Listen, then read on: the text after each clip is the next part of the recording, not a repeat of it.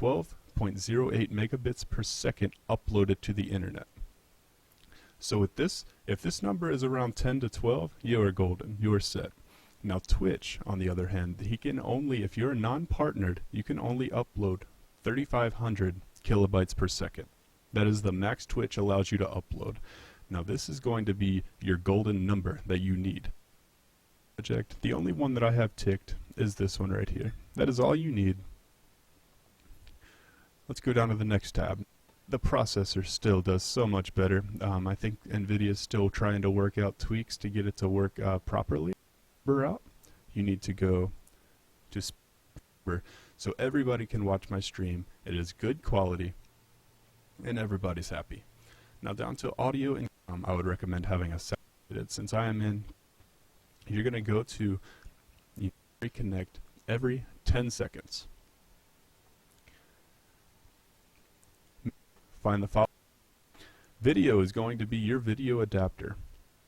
That is going to be your graphics card. If you don't have a graphics card, it's going to be your built-in graphics card.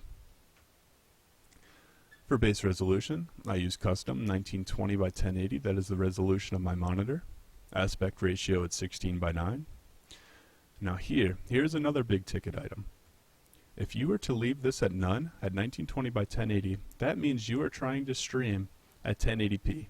That is very physically demanding on your CPU. And 75% of the people on Twitch do not watch your stream in full screen mode. So unless you have a dedicated streaming computer, like I do, I would recommend downscaling it to 1.50, 1280 by 720. This is going to give you a 720p, which is the exact window size of a Twitch window when it's not maximized. So where you see the comments on the side, that is 720 window. The filter I use bilinear fastest, and the FPS is 30. If you jack your FPS up, it's going to be even more demanding on your processor. And if you're using a single CPU to do your gaming and your live streaming itself, it's going to take a big tank and big chunk out of your FPS on your normal games. I disable Windows Arrow. I'm running Windows 7, so if you're running Windows 8, you don't have to worry about disabling it, but I disable Windows Arrow. That's because Windows 7 has a lot of background running settings down here. To somebody fool with this at all. Advanced, this is typically for users that have been using OBS for a while now, and people that know exactly what they're doing. So if you're a beginner with using OBS, I recommend not tinkering with these settings whatsoever. Same with QuickSync encoder. If you are not encoding using QuickSync, you don't need to worry about this whatsoever. Browser, you don't need to worry about this at all. And microphone noise gate, this is if your microphone is setting stream. Add. Where you can add a few bots. Doesn't matter that much. We'll start this is actually showing up on my main monitor real quick, so I can delete that.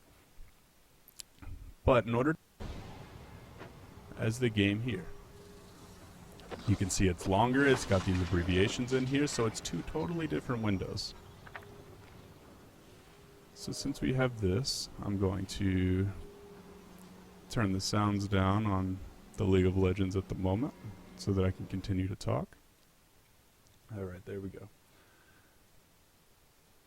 And now that this is how you set up both of your scenes for League of Legends. So now, what do you want to do? Do you want to add overlays? This is where you would add it. So as long as your game capture client is at the bottom of the list, you can continue to build up.